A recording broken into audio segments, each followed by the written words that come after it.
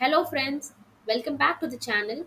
We have a very important HPCL exam update straight from the HPCL official careers portal and notification.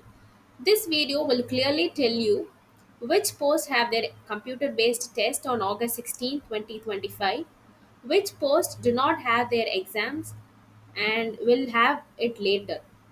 Important admit card instructions, including photo and signature issue, many of you asked about, will also be discussed in this video.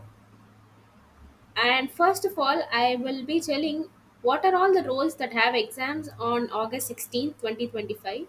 And the positions include mechanical engineer, electrical engineer, civil engineer, chemical engineer, senior officer CGD O&M, senior officers CGD projects, officers HR.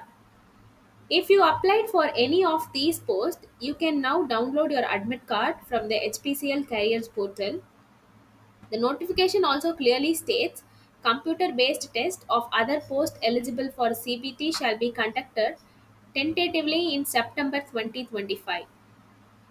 These include executive assistant, junior executive quality control, junior executive civil, junior executive mechanical, chartered accountant, law officers.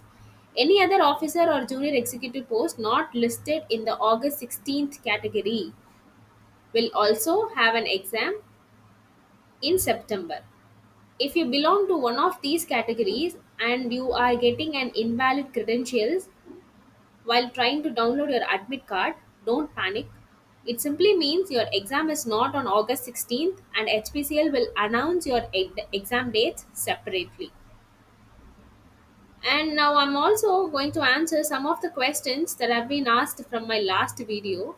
Many of you asked, is the Junior Executive Quality Control exam on August 16th? The answer is no, it will be in September. Executive Assistant admit card not showing. That's because your exam date is yet to be announced. Chartered Accountant Law Officer Junior Executives, same case, exam in September.